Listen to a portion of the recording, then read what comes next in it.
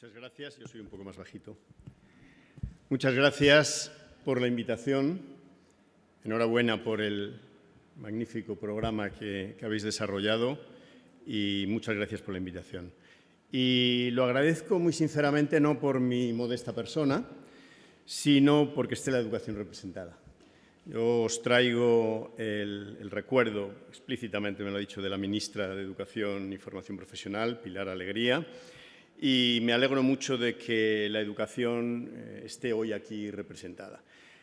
No he tenido ocasión de estar en todo, pero algunas de las cosas que oía a la persona de KPMG que estaba antes, estaba hablando de educación y estaba hablando de la importancia que tiene la educación para muchos de los retos que tenemos delante. Tú has mencionado ahora los retos que indudablemente tenemos por delante.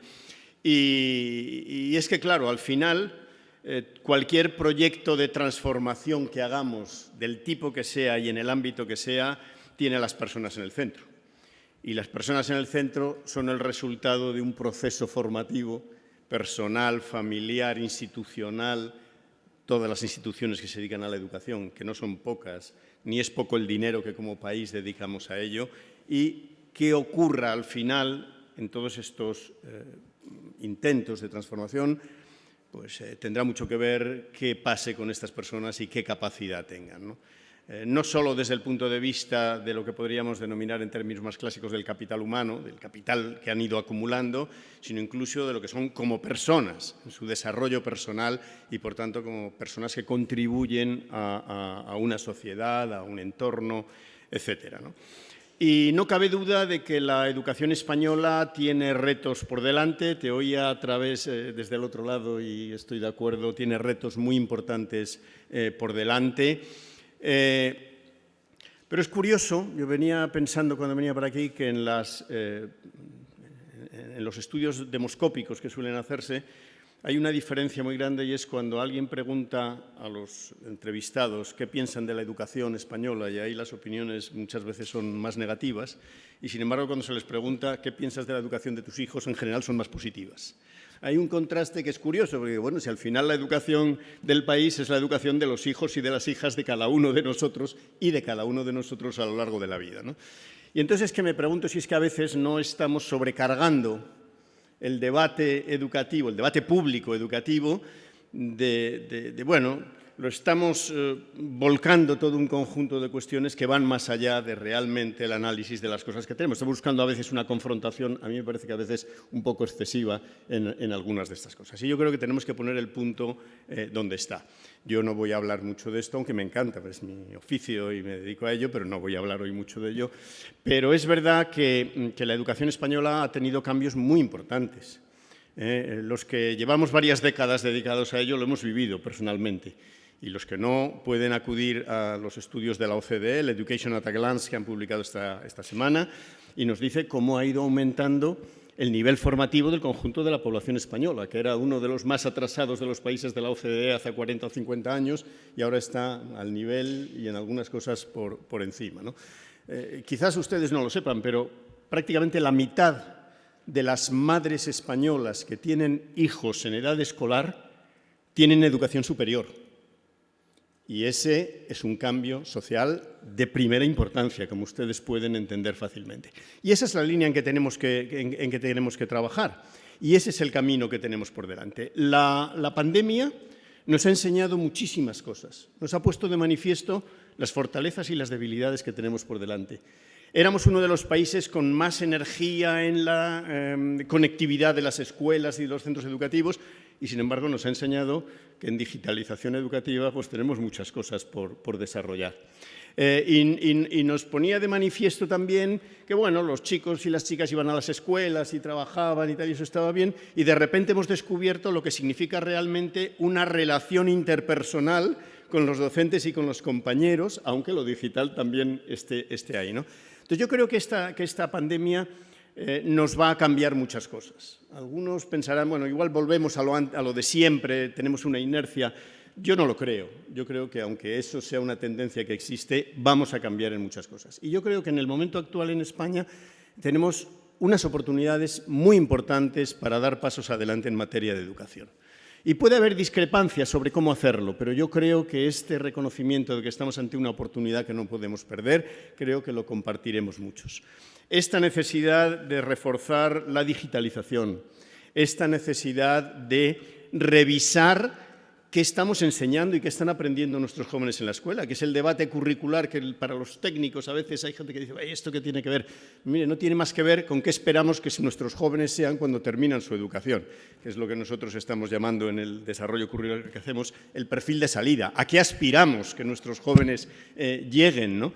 Y por qué caminos mejor, y qué caminos además de ida y vuelta, que uno pueda seguir de distintas maneras, que aprovechemos todo el talento que tenemos. No podemos como sociedad perder el talento de nadie y como sociedad tampoco podemos dejar que nadie se quede atrás. ¿Cómo combinamos el dar la máxima calidad y al mismo tiempo la máxima inclusión en materia de educación? Bueno, yo creo que son desafíos muy importantes, desafíos que tenemos por delante. Algunos estamos viendo cómo se está cambiando. La FP está en un proceso de cambio importante. Yo creo que la ley que nosotros estamos desarrollando va en esa dirección claramente, pero no solo es el efecto de la ley, ni mucho menos, es todo el cambio que se está produciendo y ese es un elemento crucial para el futuro de la universidad. Mencionabas antes el alto abandono escolar temprano.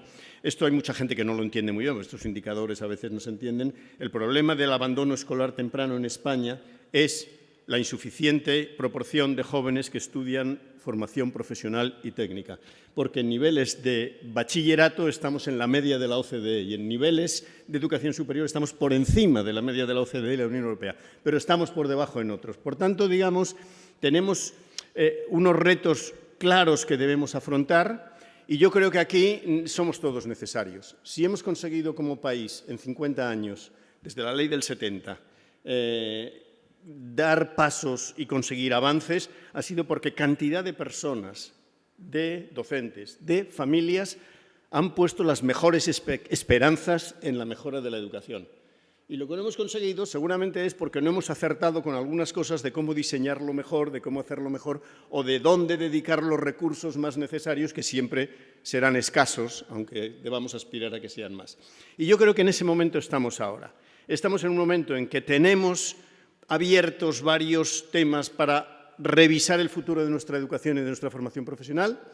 Tenemos una oportunidad como no habíamos tenido, que es de tener unos fondos europeos que no son la panacea, que no dan para todo, pero que nos pueden ayudar, por ejemplo, en digitalización, puede ser un elemento decisivo, o en formación profesional, pueden ser elementos muy decisivos, o, por ejemplo, en reforzar la escolarización más temprana de menores de 3 años en situaciones más vulnerables, y que eso es absolutamente indispensable para el futuro, y estamos en esas circunstancias, ¿no? Y yo creo que es un momento de oportunidad que de ningún modo podemos desaprovechar y que de ningún modo podemos perder, ¿no? Y desde el Ministerio de Educación pues estamos trabajando con todos y con todas las instituciones y con todas las organizaciones que quieren hacerlo. Cuando oyen ustedes, a veces que lo oirán, la confrontación que hay y demás, responde muchas veces más a la amplificación que se hace que al trabajo que se hace en la realidad. Con las comunidades autónomas, a veces oirán, las comunidades dicen que esto se rebelan contra tal. Cuando estamos reunidos realmente con ellos, los que tenemos que gestionar nos tenemos que poner de acuerdo y nos ponemos de acuerdo en hacer el mejor uso posible de los recursos que tenemos, porque sabemos que por muchos que tengamos nunca serán suficientes para todo lo que aspiramos a hacer. Y lo mismo digo con empresas, instituciones, que en el campo de la FP estamos trabajando con ellos, lo mismo con asociaciones variopintas de docentes, de profesores de matemáticas o de tecnología, tal, que todos tienen algo que aportar, porque al final el reto es muy importante. Esa es la idea que les quiero transmitir. Tenemos retos importantes. Creo que nuestro sistema educativo ha conseguido cosas muy importantes. Hay cosas que a veces se le achacan y no son solo nuestras. Si hay muchos alumnos que ni estudian ni trabajan, no solo es cuestión del sistema educativo, es también del sistema productivo y de si esos jóvenes tienen realmente posibilidades de insertarse en la vida activa o no. Y, por tanto, situemos las cosas en su justo término. Tenemos defectos que debemos superar, tenemos retos a los que debemos responder, pero yo creo que como país, lo decías antes, tenemos energía, tenemos imaginación.